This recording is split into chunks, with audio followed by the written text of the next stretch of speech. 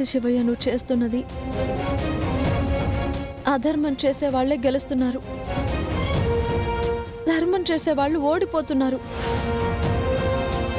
అందుకే నీ గుడికి రాబుద్ధి కావడం లేదు. నేనేమన్నా ఆస్తులు ఇవ్వమని కోరానా? దుర్మార్గంగా ఆలోచించానా? స్వార్థంగా ఏమైనా చేశానా?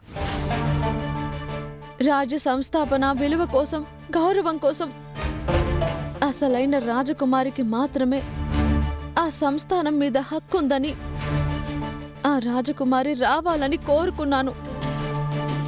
అంతవరకు అర్హులు కాని వారు ఆ సింహాసనం మీద కూర్చోకూడదు అనుకున్నాను. కానీ నువ్వేం చేశావు?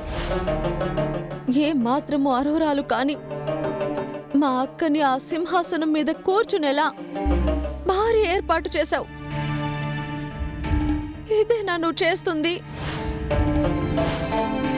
నువ్వు చెయ్యాలి అనుకుంటే మంచికి కూడా అనుకూలంగా రావా? అక్రమాలకి పాల్పడి అవినీతి మార్గంలో వెళ్లే వాళ్ళకేనా అన్ని పరిస్థితులు కలిసొస్తాయి? ఇంకెందుకు శివయ్య మేము బతకడం? మా జీవితం మీదే మాకు విరక్తి కలుగుతుంది. ఈ జన్మనే వృధా అనిపిస్తుంది.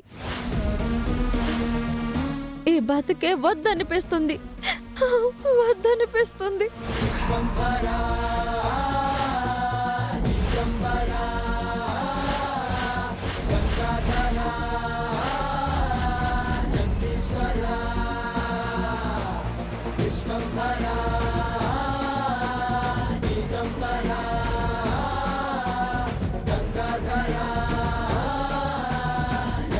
ఓం నమః శివాయ.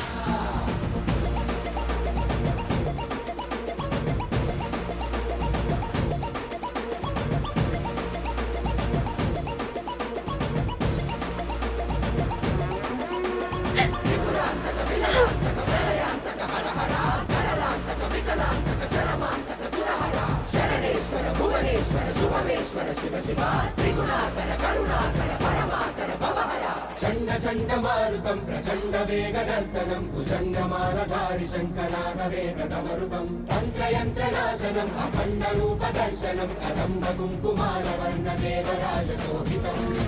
ఓం నమః శివాయ. చామంతి,